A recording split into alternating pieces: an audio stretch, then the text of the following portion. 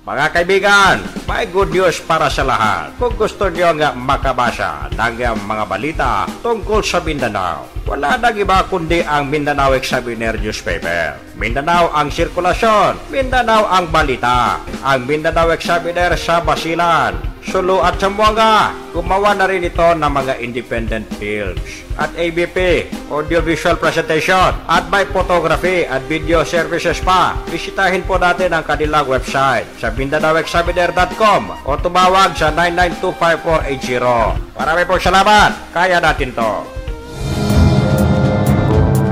Yee! Gising! Gising mga kaibigan, nakatulog ba kayo? Welcome sa ating programa, Mama Chup Chup. Sa Radyo Mindanao mga kaibigan.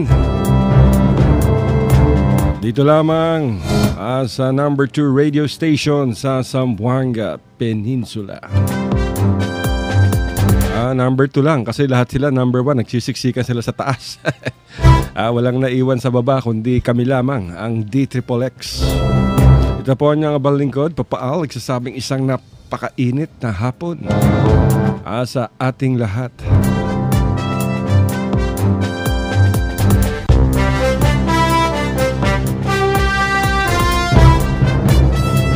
Grabe yung traffic dyan kanina sa Zamboanga City. Nagre-reklamo yung mga texters. Ang traffic daw alas 12 mula Tugbungan hanggang Falkatan, dyan sa Barangay Tetuan sa Don Alfaro. Dahil yung malalaking truck, nako po, nagkabuhol-buhol yung trapiko dahil sa mga dambuhalang truck na galing ng Talon-Talon, galing ng Tugbungan, na dumadaan dyan papuntang Falkatan. Ang lalaki ng truck mga kaibigan, mga 10-wheeler trucks pa yung mga iba. So pag ikot nila ng papuntang Falkatan, hindi sila makapasok. Dahil two-way yung Falkatan. So because of that, dahil may nakapila ng mga sasakyan doon sa kabilang lane, nag-stall na yung traffic. Tapos hindi lang isa, napakadaming truck. Grabe. Pati yung Don Alfaro papuntang Tugbungan na hindi na rin gumagalaw dahil nakabalandra yung mga dambuhalan truck. At walang traffic aids mula sa City Hall. Walang nagmamando ng trapiko, wala ring pulis na nagmamando ng trapiko. Meron isang sibilyan, lalaki, na nagmagandang loob dyan sa may Talon-Talon Loop. Siya yung nagmando ng trapiko. Mabuti pa yung sibilyan. Merong malasakit. Yung mga traffic aid ng City Hall, wala. Kahit sa among tingnan, wala. Ay, grabe. Talagang matindi yung trapiko, dami nagreklamo. Kaya pala nagkakabitak-bitak, wasak-wasak, butas-butas yung truck, yung mga yung kalsada dyan sa Falkatan. Dyan pala dumadaan itong mga malaking truck mga kaibigan. Tignan nyo, kaya wasak-wasak yung kalye dyan. Pag mula sa Don Alfaro, papasok ng Falkatan, sira yung kalye. Pag paikot naman, palabas ng Falkatan, dyan sa may Toribio, wasak din yung kalye. Wala tayo makitang mga barangay tano doon, pati yung barangay kapitan. Si Jan Dalipe, wala. Grabe. Kainis. Dapat siguro yung mga truck mga kaibigan, wag nang padaanin sa Falkatan. So dapat diretso na lang sila sa Don Alfaro, then kanan ng Veterans Avenue o kaliwa ng Veterans Avenue kung saan sila pupunta. Dahil ang liit-liit ng kalsada ng Falkatan, tapos diyan pa nagpapasukan yung mga dambuhalan truck. Ang bibigat pa. So yun ang problema dyan. Siguro dapat yung barangay council ng Tetuan, pag-usapan nyo na kung ano ang dapat gawin dyan. Kung gusto nilang dumaan dyan, singilin nyo ng road users tax dyan sa Falkatan. O kaya i-reroute nyo yan para hindi naman maabala yung mga sibilyan. Grabe. Nagkaroon nga ng truck ban. After nung oras ng truck ban, diyan naman nagkakasabay-sabay lahat ng mga truck. So, trapiko pa rin yan. Ay, nako. Sakit sa ulo nitong mga dambuhalan truck. Icer, lahat. Mga galing sa bodega. Ay, nako. Kapoy, oy. Sakit sa ulo. Awawa naman yung mga motorista, yung mga nagtatrabaho, yung mga estudyante, Ay, imagine, tanghaling tapat. Wala tayong makitang walang traffic aid daw dyan sa kahabaan ng Don Alfaro hanggang Tugbungan. Ganun kahaba yung trapiko. Mula Tugbungan, dyan sa may, sa may eskwelahan hanggang sa papaikot ng Falcatan. And then from Don Alfaro naman, mula dyan sa may Falcatan hanggang lagpas ng Yobenko. Hanggang dun. Dun sa may Taex ba yan, yung paaralan dyan. Ganun kahaba yung trapiko. Nabuti na lang, bandang talon-talon loop, merong isang civilian na nagmamando ng trapiko dun. Anyway mga kabigan, available na yung paborito ninyong pahayagan, yung Mindanao Examiner Regional Newspaper. Sa yung mga paboritong dealer sa buong Mindanao. Mula Zamboanga hanggang Cotabato, available yan. And then Cebu hanggang Maynila, dyan sa may Islamic Center. Ang lakas-lakas ng Mindanao Examiner Regional Newspaper dyan. Ang banner nila ngayon, banner story, Congressman, 2 others accused in failed assassination. Ako, yari na kayo. Military officials ma'am on pullout of US troops in Zamboanga. And then sa inside page naman, ARMM to award free land titles to Maguindanao beneficiaries. Wow. DSWD arm holds caravan in Sulu province. Ombudsman dismisses cases filed versus ex-Sulu governor. Ano pa ba mga ibang headlines sa loob? 9 Maguindanao Co-op received livelihood seed fund. Ako, yari na. Oy, yung editor namin, si Carl De Ala. Bakit yung page 4 mo rito? Liberian tanker held in Philippines after ramming Navy ship. Wala namang istorya. Yung editor namin, nakikinig ba si Editor Carl De Ala ng Mindanao Examiner Regional Newspaper? Title na lang to, wala yung istorya. Yari ka, page 4. Bawas sweldo yan. Zamboanga inmates benefit from BJMP livelihood skills. Asawa to ni Parson, Parson de los Reyes, yung tigasin na siga ng RPN. May ginawang istorya. Lumabas. Tigasin to mga kaibigan, yung reporter ng RPN, ng D-Triple-X, si Parson de los Reyes. Pero pagdating kay Heidi, si Heidi yung tigasin. Parang si Ramil Kamay, At sa page 5 mga kaibigan, DepEd Arm honors outstanding teachers. Congratulations. And then, yung sa technology tips, best applications for making money on Android. And then, sa yung aking paboritong health columnist ng Mindanao Examiner, si Dr. Willie Ong. Ang kanyang health tips ngayon, ubo ng ubo, 17 solusyon. O yung mahilig umubo dyan, lalo na yung mga naninigarilya, may mga smoker's cough yan. Dito pala si Heidi, hindi gasin. Heidi, lumabas na yung istorya ng BJMP. Pwede lang ipakita to sa ninong mo. So yung may mga smoker's cough dyan, yung laging yan ang smoker's cough na tinatawag kapag lagi kayo naninigarilyo. Pero minsan naman madalas, katulad si Ninyo, madalas ubuhin. Naggaganon yung pala, may balahibo yung lalamunan. Ano kaya kinain ito? Bakit nagkaroon ng balahibo? Gumaganon. Yung aming technical director dito, si Ninyo. Pag naririnig kong gumaganon yan, ako ayaw lumabas ng buhok. At siyempre, yung recipe, tips ng Mindanao Examiner, beef stew. Masarap nito. Basahin muna natin to, yung commercial, yung ads ng Mindanao Examiner Regional Newspaper, dito sa Radyo Mindanao. Yung Mindanao Examiner Regional Newspaper is in need of 1 office staff for Davao City and 1 news writer with experience in newspapering and broadcast media, and has a good command of the English language and Visayan dialect for Zamboanga City. Applicants must be female, not more than 25 years old, for office staff and preferably college level or with secretarial skills. and a graduate of Mass Communications or AB English or its equivalent for news writer. Must be hardworking, can work under extreme pressure and less supervision, and is willing to travel in Mindanao. Padala nyo yung mga biodata ninyo, yung gusto magtrabaho sa Mindanao Examiner. Kaya lang, napakahigpit niyan sa Mindanao Examiner. Maniwala kayo. Napakahigpit. Grabe. So, ipadala nyo inyong biodata and picture sa MindanaoExaminer@gmail.com. So, nakakailangan ng Mindanao Examiner ng isang office staff para sa Davao City. Meron silang opisina dyan sa Davao City na nagkikater sa Eastern Mindanao. And then sa Zamboanga City naman, kailangan nila ng isang magaling na news writer na may background sa broadcast media at magaling sa Ingles at marunong ng Bisaya. Kung hindi kayo yan, wag na kayong mag-apply. Minimum wage kagad mga kaibigan. Pag nag-apply kayo, minimum wage, magkano ba ngayon? 296. Mabuti pa tong Mindanao Examiner, minimum wage ang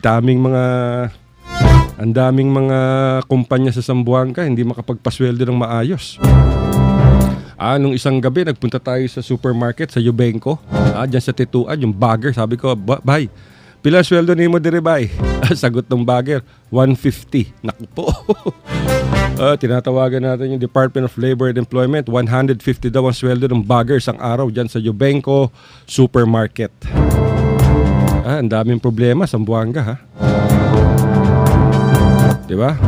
Ay mga iba dyan, yung hotel, yung LM Metro Hotel, magkano pa sweldo? 200, 250. Nako po. Tapos yung mga ibang tindahan, yung mga sa mga Chinamen, yung mga tindahan na nagbebenta ng mga falsipikadong produkto, yung mga fake, mga China. Ang sweldo diyan 100, 150, 120. Hindi natin malaman kung bakit hindi alam 'to ng dole. Yung mga gasolinahan diyan sa may Governor Alvarez, meron diyan. Gasolinahan ang sweldo 160 isang araw, gasoline boy. Diyan yan sa may Governor Alvarez. May-ari niya, sino ba may-ari niyang gasolinahan dyan? So, pati dito yung gasolinahan dyan sa may Tituan, yung Sea Oil. 160 ang sweldo, 180, kawawa na. Department of Labor and Employment. Pasensya na kayo kung binabanggit namin yung mga pangalan ng kumpanya. Yan ang totoo kaya siguro from this dapat malaman na ng Department of Labor kung ano ang dapat nilang gawin. Marami kasing reklamo mula sa mga empleyado, mga kaibigan. Pag nagsumbong sa labor, ang ginagawa nitong labor, kukontakin yung may-ari ng hotel, may-ari ng establishment, so may-ari ng tindahan. At sasabihin, itong si Juan de la Cruz, yung empleyado niyo, nagko-complain na hindi raw kayo nagpapasweldo ng maayos, 150 lang ang binibigay ninyo, o kaya 200 instead na yung minimum wage na 296. So pag nalaman naman to na may-ari ng establishments, tatawagin si Juan de la Cruz. Hoy, Juan de la Cruz, benebosaki. Complain ka libo na labor? Nag-complain ka pala sa labor? Tortohok po, porque mo yung complain? Manyan, may trabaho. Ibig sabihin na bukas wag ka na magtrabaho, nag-complain ka pala sa labor. Yun ang problema. Ito naman si Juan de la Cruz, natanggal sa trabaho. Apply, hanap uli ng ibang trabaho, di ba? Kawawa naman. Hindi natin na malaman bakit itong mga kapitalista ang yaman-yaman, mga kaibigan. May may-ari ng hotel, mayroong may-ari ng tindahan, may-ari ng restaurant, may-ari ng gasolinahan. Mayaman. Kung hindi mayaman yan, hindi naman makakapagtayo ng magandang negosyo yan. Pero hindi sila makapagpasweldo ng maayos. Bakit? Nako, grabe. Alam nyo, may mga tao talaga sumasamba sa kwarta. Pag sinasamba mo na yung pera, wala talaga. Pera na nagko-control sa'yo. So siguro nakikinig yung Department of Labor and Employment dito. Tignan nyo maigi. Madali naman malaman nyo kung sino lumalabag sa batas, di ba? Kunyari, bumili kayo sa isang supermarket and then kausapin nyo, kwentuhan nyo yung mga kahera dyan, yung mga bagger, o kaya yung mga merchandiser, kwentuhan nyo, tapos i-record nyo sa cellphone nyo. Tanong nyo kung magkano sweldo para may idea kayo. Ang problema dito sa Department of Labor, inutil din mga official dyan. Naghihintay kayo kung sino magreklamo, dapat gawan nyo ng gawan nyo ng paraan upang malaman nyo kung sino lumalabag sa batas. Ang style ng Department of Labor, bibigyan pa nila ng isang buwang palugit yung mga may-ari ng yung mga airing establishments. At maghihintay sila ng sagot. Anong sagot ang ihintayin niya? Siyempre, tatanggalin na nila yung empleyadong nagsumbong sa inyo. Paano nyo mabibigyan ng proteksyon yung mga empleyado kung kayo mismo nagsusumbong sa may-ari ng mga establishments na itong empleyadong ito ay nagreklamo? Diba? Kawawa naman. Kaya maraming tao sa Zamboanga ang walang trabaho. Dahil maraming mga negosyante ang hindi nagpapasweldo ng maayos. Totoo yan. Kahit tanungin nyo yung mga negosyante. Maraming negosyante ang hindi tumutupad sa basic wage law. Hindi ko alam kung bakit. Ayaw nyo magpasweldo, di wag kayong nang maayos, di wag kayong kumuha ng empleyado. Kayo na lang, ikaw tatay, ikaw nanay, ikaw kapatid. Kayo na lang ang ikaw ang mag-manager, ikaw ang mag-accountant, ikaw ang mag-sales boy, para lahat ng pera pasok sa kaha. Hindi yung kawawang empleyado. 'Di ba? Kaya nga nagtatrabaho yan para maipakain sa pamilya. Tapos ang style pa ng mga agent, sasabihin, ay hindi kasi under sa agency yan. Anong under sa agency? Kahit under sa agency yan, dapat minimum wage pa rin ang tinatanggap niyan. Yung gwardiya dyan sa LM, magkano sweldo? 250. Alimutan ko kung anong agency yan. Nagreklamo sa atin, baba daw ang sweldo nila. Whether sa agency yan o hindi, mga employers, pasweldahan ninyo ng maayos. Tapos sasabihin nyo pa, mga iba dyan nagtatrabaho 12 oras, tapos pinapipirma nyo ng daily time record 8 oras. Nako. Meron pa dyan yung mga ibang hotel. Pati yung service charge, binubulsa. Hindi ibinibigay sa mga food attendant, sa mga empleyado sa food and beverage section. Di ba yung service charge, dapat napupunta yan sa mga waiter, waitresses, di ba? Hindi. Pinag-i-interesan din ng ibang mga ng mga restaurant and hotel owners. Kaya siguro, mahirap nang magsalita. Dapat tong Department of Labor, alam nilang kanilang mandato. Pero mga kaibigan, kayo nakikinig pa rin sa Radyo Mindanao, dito lamang sa RPN DHLX Zamboanga. At tayo napapakinggan sa malaking bahagi ng Mindanao mula sa Basilan, Sulu, Tawi-Tawi, Sabah, Malaysia hanggang sa Zamboanga, Sibugay, Zamboanga del Sur ug Zamboanga del Norte. Kung kusugta diha sa Zamboanga del Norte. And then sa Central Mindanao, Cotabato, North Cotabato, Cotabato City, Sambaba, Sultan Kudarat, General Santos, malakas tayo dyan sa Kitapawan, Takurong City, napapakinggan tayo dyan. Hanggang sa Sulu, malakas tayo sa Sulu. Umaabot tayo dyan sa lalawigan ng Sulu. At sa Basilan. Yung Basilan, laging may nagpapabati dyan, yung gumagawa ng hollow blocks. Pero mga kaibigan, na inanunsyo kanina ni Kuya Bato de la Rosa ang pagkakadakip, mga kaibigan, sa drug lord na si Kerwin Espinosa. Etong si Kerwin Espinosa, matatandaan niyo mga kaibigan, ay anak to ni Albuera Leyte Mayor Rolando Espinosa, na ngayon ay nakakulong na rin dahil sa kaso ng pagdadala ng mga illegal na armas at droga. Etong si Kerwin Espinosa ay nadakip, alam niyo kung saan, sa Abu Dhabi. Mula Malaysia, nakapunta to ng Abu Dhabi. At inaasahan na bukas ay darating na sa Maynila itong si Kerwin Espinosa. Sinabi ni Kuya Bato de la Rosa na nadakip itong si Kerwin, mga kaibigan, kaninang 2:00 ng madaling araw. At ngayon ay nasa custody na ng Abu Dhabi Police na siyang tumulong upang matunton kung saan nagtatago itong suspected drug lord na si Kerwin Espinosa.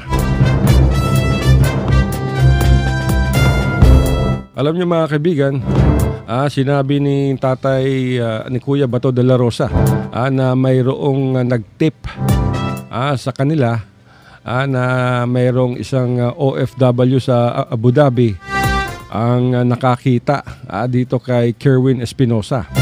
na nandiyan na nakatira sa isang apartment building. At dahil dyan ay nagsagawa ng surveillance operation agad ang ating team, ang team ng Philippine National Police, of course in coordination with the Philippine Embassy at ng Abu Dhabi Police Force. At natuntun nga itong si Kerwin Espinosa at nadakip. At ito'y may kinalaman sa mga droga, mga kaibigan. At ang nanguna sa pagkakadakip dito kay Kerwin Espinosa ay walang iba kundi si Senior Superintendent Albert Ferro, na siya ring nakipag-coordinate sa Abu Dhabi Police. Inutusan siya ni Kuya Bato de la Rosa na dalhin pabalik ng bansa itong si Kerwin Espinosa, matapos na makumpirma na ito ay nandiyan nga sa isang apartment building. At siyempre, pati yung ating police attaché, si Senior Superintendent Magalona. Ano ba itong first name ni Magalona? Limutan ko na. Siya rin yung nag-facilitate ng coordination ng PNP team at ng Abu Dhabi Police.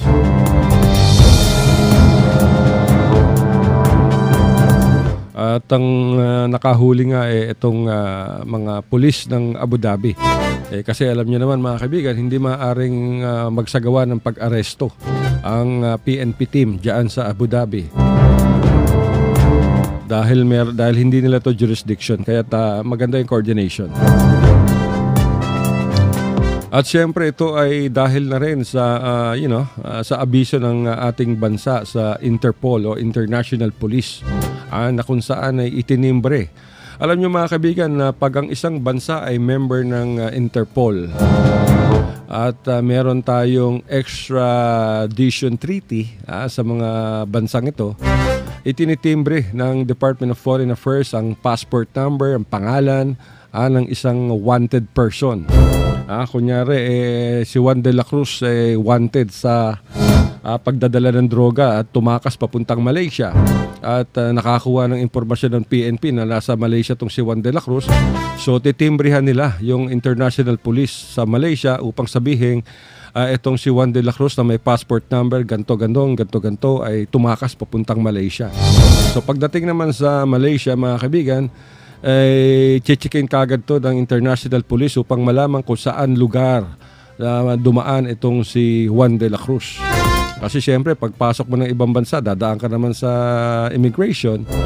So kukunin yung passport mo, tatatakan. Hindi ka naman basta-basta uhulihin hanggat walang arrest warrant. At kung makumpirma na yan, kunyari, pumasok ka ng Kuala Lumpur. So sa Kuala Lumpur, meron na silang timbre kung itong si Juan de la Cruz ay pumasok sa Kuala Lumpur. At kung lumabas ka naman, tumawid ka papuntang Indonesia, malalaman din niya sa immigration na itong si Juan de la Cruz ay tumawid ng Indonesia nung ganitong petsa. So from there, hahanapin ka na. Pati yung litrato mo, naka-alert na yan. So yan ang nangyari. Kaya nadakip agad itong si Kerwin Espinosa. Pero siyempre, malaking tulong yung binigay na tip ng OFW na hindi naman pinangalanan ni Kuya Bato de la Rosa. At sa ngayon, mga kaibigan, ay pinoproseso na ang dokumento upang ma-extradite itong si Kerwin Espinosa mula sa Dubai pabalik ng bansa. Kaya inaasahan bukas ay darating na yan.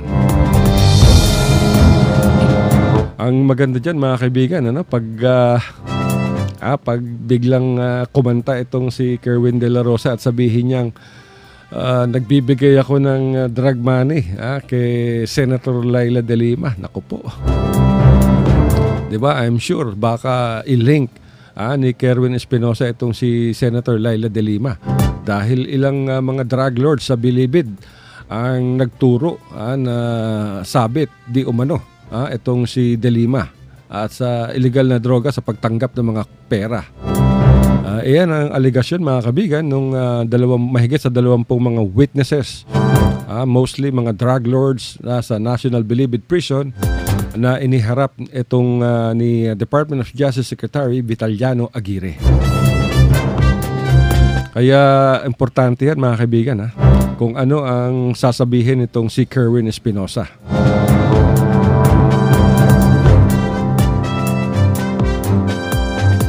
nauna nang nanawagan yung tatay niya, si Mayor. Si Mayor Espinosa. Kay Kerwin na sumuko na. Etong si Mayor Rolando Espinosa, doon pa to pinatulog ni Kuya Bato de la Rosa sa White House, sa Camp Crame. Habang hinihintay nila ang pagsuko nitong si Kerwin Espinosa. Kaya lang, hindi naman sumuko, natakot. Ayun. So ngayon ay patong-patong na kaso ang kinakaharap, mga kaibigan, nitong si Kerwin Espinosa. Pero importante dyan ay naaresto siya. So congratulations sa Philippine National Police at kay Kuya Bato de la Rosa sa pagkakadakip sa isa sa mga pinaka big time na drug lord sa ating bansa, itong si Kerwin Espinosa. Marshall muna tayo, mga kaibigan. May good news para sa lahat. Kung gusto nyo nga makabasa ng mga balita tungkol sa Mindanao, wala nang iba kundi ang Mindanao Examiner newspaper. Mindanao ang sirkulasyon, Mindanao ang balita. Ang Mindanao Examiner sa Basilan, Sulu at Zamboanga. Gumawa na rin ito ng mga independent films at ABP, audiovisual presentation, at may photography at video services pa. Bisitahin po natin ang kanilang website sa MindanaoExaminer.com o tumawag sa 9925480. Marami pong salamat. Kaya natin to. RPN Radio Philippines Network. Radyo Ronda. Triple X Zamboanga. Kapisanan ng mga broadcaster ng Pilipinas. Alas 2, medya na po, mga kaibigan, sa buong kapuluan. At kayo'y nakikinig pa rin sa Radyo Mindanao. Dito lamang sa RPN Triple X Zamboanga, tayo napapakinggan sa malaking bahagi ng Mindanao. Alam niyo, mga kaibigan, kababalik lamang ni Kuya Bato de la Rosa mula sa Thailand. Ang daming accomplishment ni Kuya Bato. Bit-bit ni Kuya Bato de la Rosa itong isang dating pulis na wanted sa kasong kidnapping for ransom at homicide. Kasamang dumating sa Maynila ni Kuya Bato si Alexander Pangilinan. Nung Sabado yan, mga kaibigan, lulan sila ng Philippine Airlines Flight PR731. Ay napag-alaman na itong si Pangilinan na isang dating pulis, nag-awulto ay mahigit 10 taon nang nagtatago at nakalabas ng bansa at doon ay nagtrabaho bilang isang manager sa ang kilalang resort sa Thailand. Una nang napansin sa isang post ni Kuya Bato de la Rosa sa kanyang Facebook account ang pagkakahuli nito sa suspect habang siya ay nasa Thailand. Kaya lang hindi pa nagbibigay ng detalye itong si Kuya Bato de la Rosa. Pero yung si Pangilinan, mga kaibigan, ay naharap dito sa kanyang kaso na kidnapping for ransom with homicide. Nako, pinatay nitong si Pangilinan yung biktima niya matapos na matanggap yung ransom. Ay, grabe.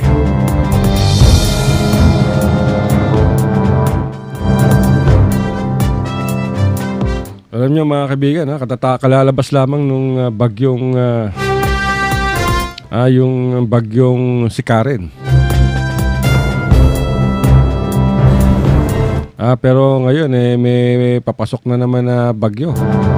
Ang pangalan nito ayon sa Pag-asa si Lawin.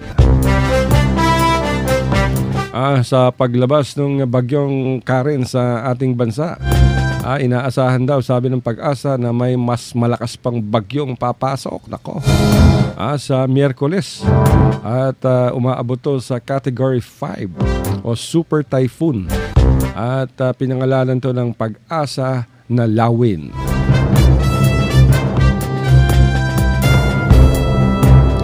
Ang international name nitong bagyo, mga kaibigan, ay Haima.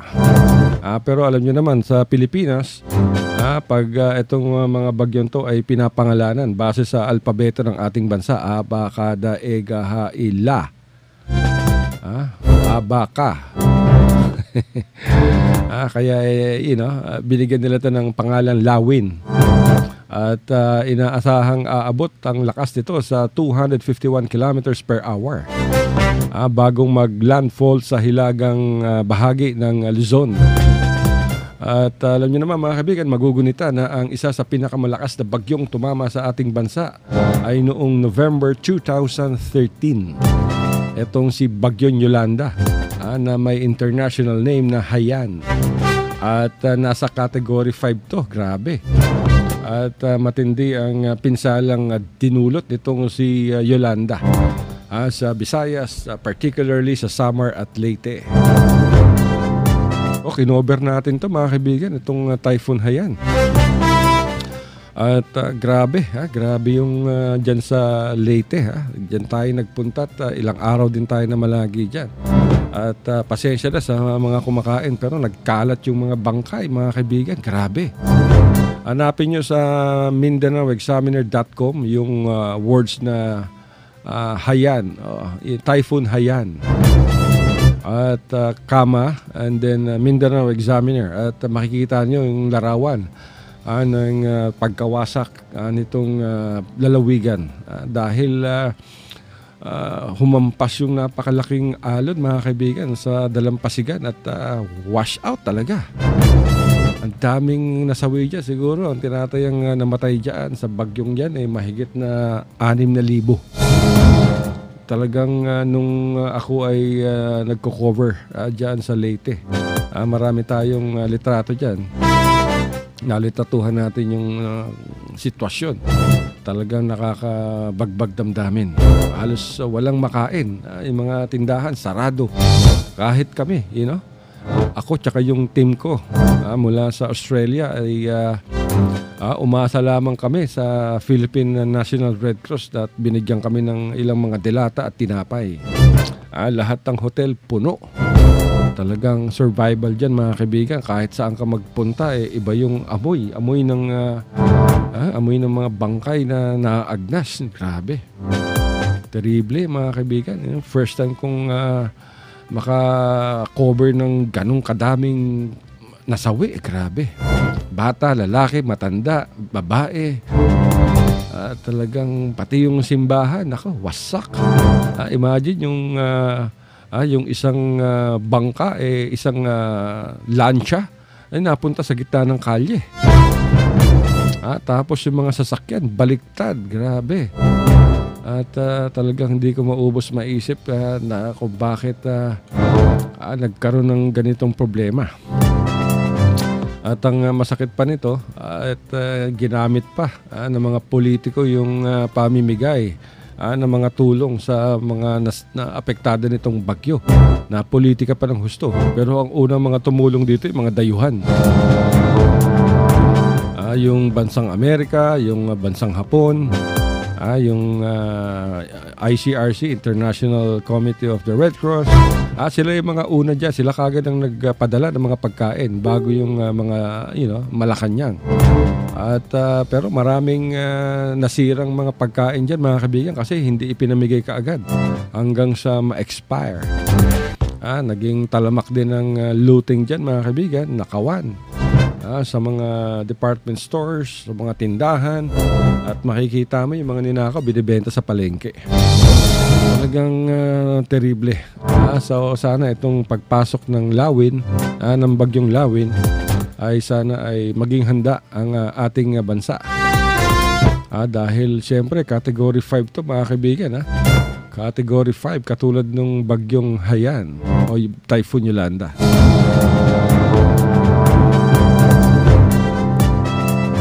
At kahapon tuluyan nang nalusaw itong si Bagyong Karen o humina na at umalis na sa ating bansa.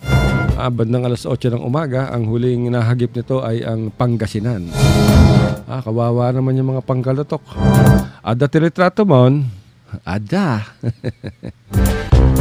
Muling namataan ng itong bagyo sa lugar ng Bolinao at ganun pa rin at mabuti na laman at umalis na.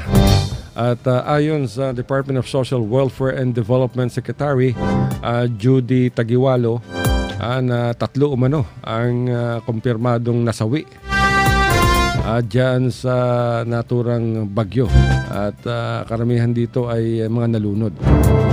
Ang mga namatay ay nakilalang sila Arcil Latoha, 26 anyos, Rex Latoha, 6 na taong gulang, at Reynaldo Latoha, 3 taong gulang. Grabe. Habang ginagamot naman sa pagamutan si Luisito Oliveros, 38. Umabot naman sa mahigit na 9,000 residente mula sa Regions 2, 3, Calabarzon, and Region 5 ang nasa iba't ibang evacuation centers. At inaasikaso na ito mga kaibigan ng DSWD. Pero sinabi naman ni Northern Luzon Command Chief, si General Romeo Tanalgo, na ang dyan sa boundary ng Isabela mga kaibigan sa Ifugao ay nagkaroon na ng landslide. At yung Cannon Road naman ay hindi na rin madaanan. At lahat ng mga kalye at tulay sa Kalinga ay madadaanan na rin dahil mabilis namang kumilos yung ating mga sundalo at yung Department of Public Works and Highways. So kaya yan ang maganda mga kaibigan, paghanda ang ating local government madaling maaksyonan.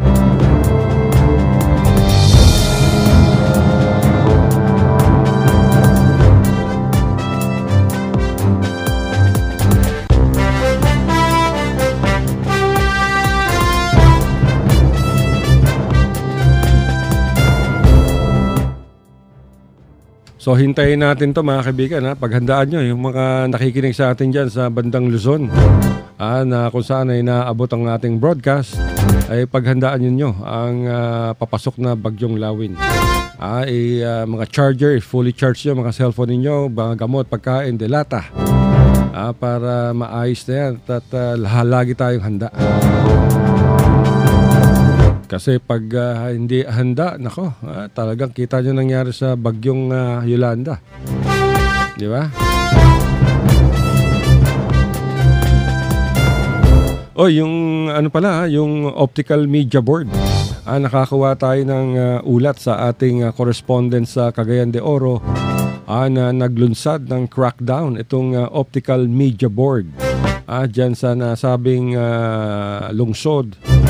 At mahigit daan-daan daw mga sako ng piniratang DVD ang nakumpiska ng optical media board dyan sa Cogon Market. Naku, umabot ng 550 sacks ng mga DVDs ang nakuha.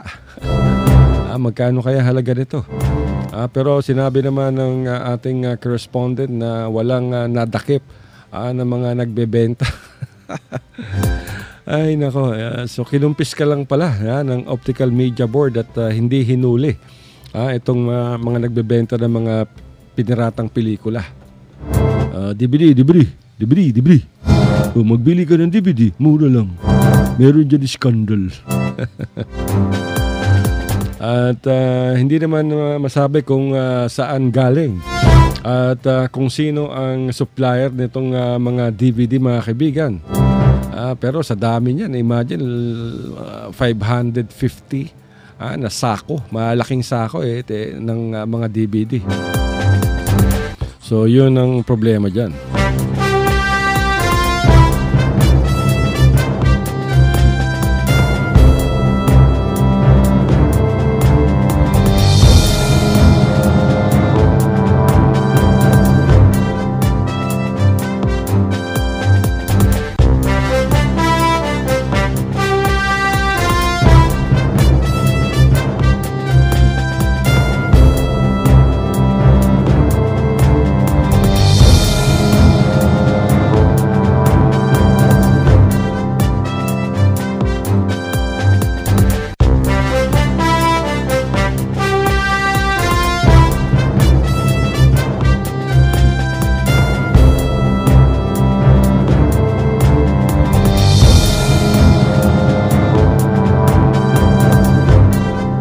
Sensya na mga kaibigan, may tawag sa atin mula sa Zamboanga City Water District in the middle of this program.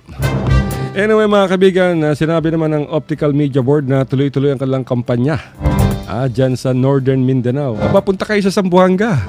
Ang daming DVD sa Zamboanga, di ba? Mga fake. Sa Zamboanga, hindi lang mga piniratang DVD ang mabibili rito. Sa mga malls, sa mga department stores, mabibili niyo mga peking sapatos, peking Adidas, peking Nike, peking Under Armour, pati Chanel, mga signature brand ng kung ano-ano, mabibili niyo sa Zamboanga. Ang dami. Sa palengke lang, ang daming mga DVD. Punta kayo ng downtown Zamboanga, ang daming DVD. Hindi lang DVD. Pati mga computer software, ang dami. Hindi natin alam kung bakit pinapabayaan to ng Zamboanga City Government. Pati yung pumunta kayo sa mga sa department stores, meron pa dyan mga Levi's. Mga peking Levi's, 500, 300, 400. Tapos mga relos, mga sunglasses, nako.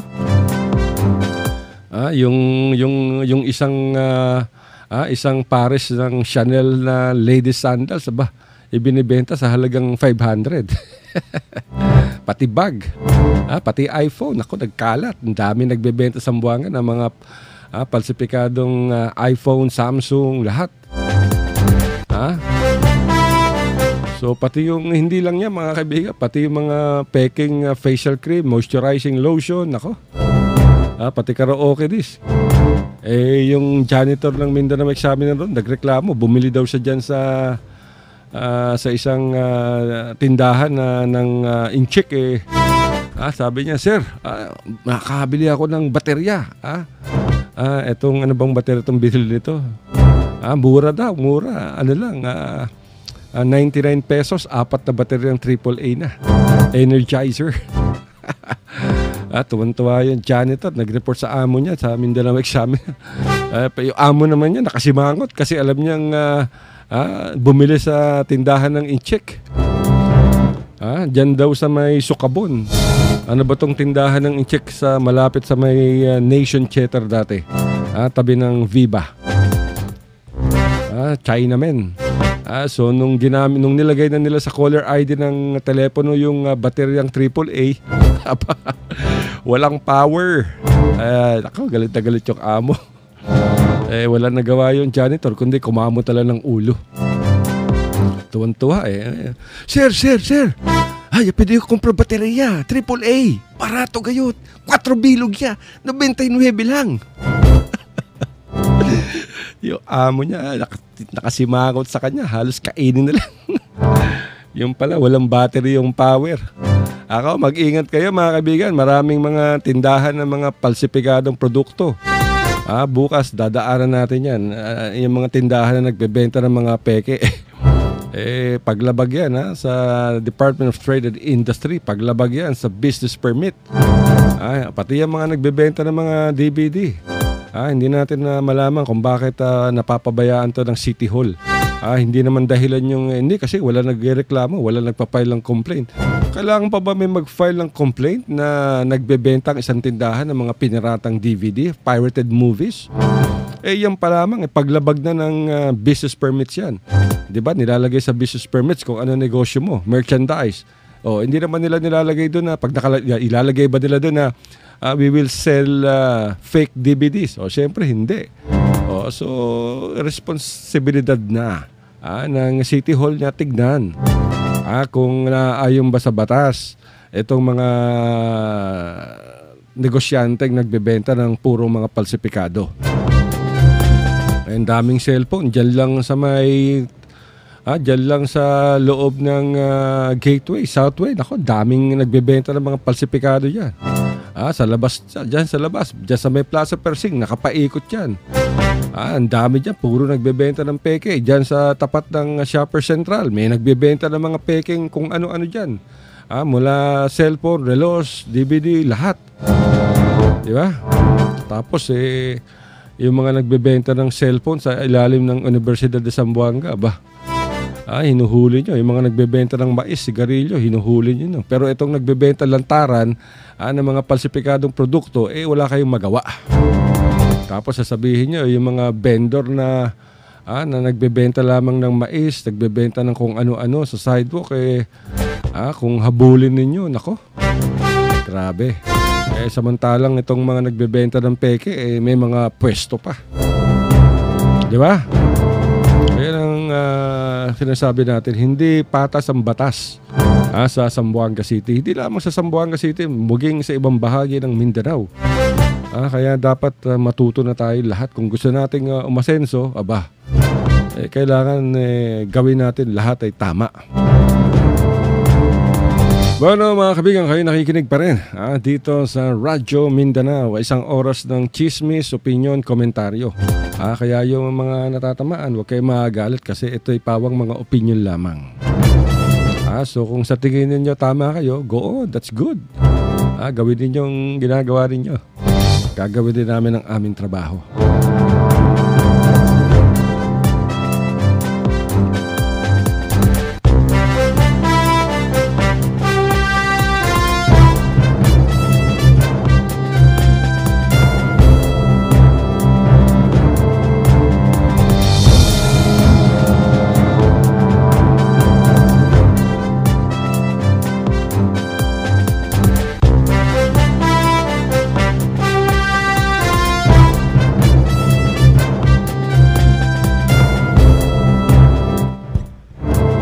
May report sa atin pumasok yung report ng ating correspondent sa Davao City. Itong si Malu Cablinda. Meron siyang ipinadalang report sa Radyo Mindanao.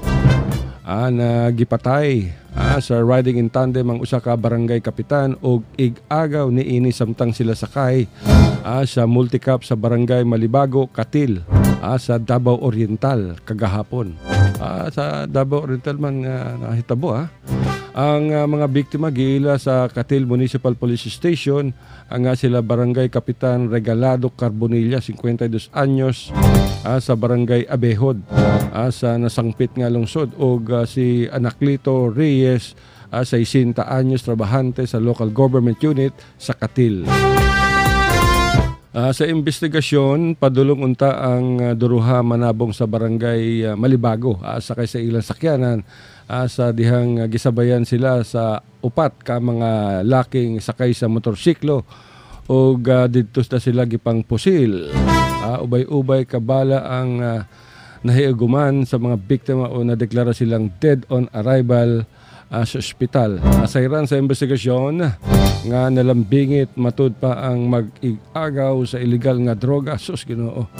Sanglit si Reyes usa sa mga misurrender sa kapulisan ni adtong bulan sa Hulyo. Sa crime scene nakuha ang 12 kabasiyo sa bala sa 45 caliber nga mao'y gigamit ng mga suspect ang paspas na dibat human sa krimen. Yan ang abang sulti natin. Ayan na magdroga-droga. So, skin kaluoy-oy. So, barangay kapitan gipatay dahil sa droga.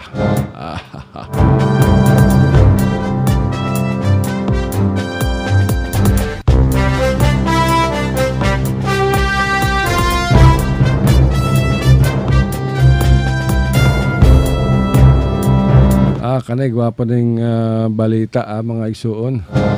Mrs. Mitilaw og sampol nga lansones pakasuhan og kawat. Ay sos. Ngano man. Tumang kaulaw ang gibati sa usa ka Mrs. human gibaharan kini nga kasuhan og kawat sa dihang Mitilaw sa sampol sa baligyan lansones sa Bangkerohan. Uy. Daghan man lansones sa Bangkerohan Davao City. Ang biktimang si alias Adora, 28 anyos, may dangkop sa San Pedro Police Station. Diin iyang gisumbong ang tindera nga si alias Rose. Nga naman tanang alias, Malu, ang report sa amon na correspondent, puro man alias. Salaysay ni Adora, katong tag-iya sa prutas, ang gapili matud pa siya og lansones nga baligya ni Rose. Okay. Kung asa hang yagan kini og sample apan Mitilaw kini og kapin sa usa ka piraso sa maong prutas og didto na siya gihulga sa tindera nga pakasuhan og pangpangawat sus Ginoo. Ang kapulisan gitugyan nga nadto sa barangay ang maong kaso aron didto na kini husayon. Ay, gipang tilaw sa lansones. Sus, grabe. Anyway mga kaibigan, wala na tayong oras. Batiin muna natin yung ating mga sponsors. Good afternoon sa mga staff at ang aming editor ng Mindanao Examiner Regional Newspaper. Kung gusto ninyong makabasa ng mga iba't ibang balita mula sa Mindanao, bumili na kayo ng Mindanao Examiner Regional Newspaper. Available yan dyan sa may putik sa Jubenco Mall. Talagang malakas ang bentahan ng Mindanao Examiner Regional Newspaper. Sa Giwa naman sa Doming's Barbershop. Tapat lamang ng McDonald's yan. Pupunta na kayo doon at available yung Diaryo. At sa downtown Zamboanga, naku, dami. Diyan kila Joey. Sa tapat ng Shopper Central. Sa tatay niya, dyan sa may Brillante, sa tapat ng Metro Bank. Dyan sa may Manila Hardware. Meron din dyan si Manang. At sa tapat naman ng ABC sa Shopurama sa labas, yung nagbebenta ng sigarilyo, meron din available dyan. Marami mga kaibigan. Pag andito naman kayo sa may Gateway, dyan sa may Governor Lim, dyan sa may Sultana Hotel dati, sa ibaba, sa shopping center, ang daming Diaryo dyan.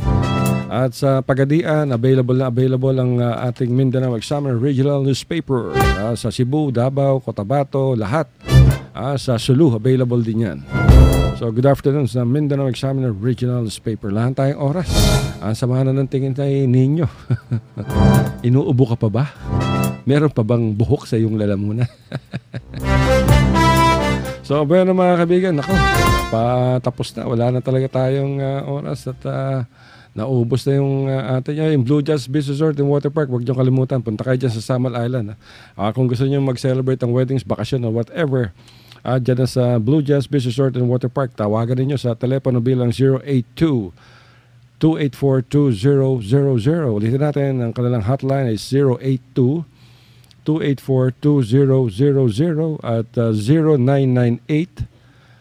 0998-967-8001 up to 8005. Ang kanilang cellphone, you can text para magpa-booking o itanong nyo magkano yung rate. Ay 0998-967-8001 up to 8005. At good afternoon din kay Kusog Tausug Party List Congresswoman Shirley Tan. Nakikinig sila sa atin ngayon mga kaibigan. Well mga kaibigan, maraming salamat sa isang oras na pagsama ninyo sa amin dito para makinig ng chismis, komentaryo, opinyon dito lamang sa Radyo Mindanao. Ito po yung balingkod, papaalag sasabing isang napakagandang hapon sa inyong lahat. At huwag niyo kalilimutan na mag-ingat sa pagtawid-tawid sa kalye, kumain ng healthy foods para laging healthy. I love you. Hanggang bukas mga kaibigan. Hanggang bukas. I love you, Mama Chup Chup.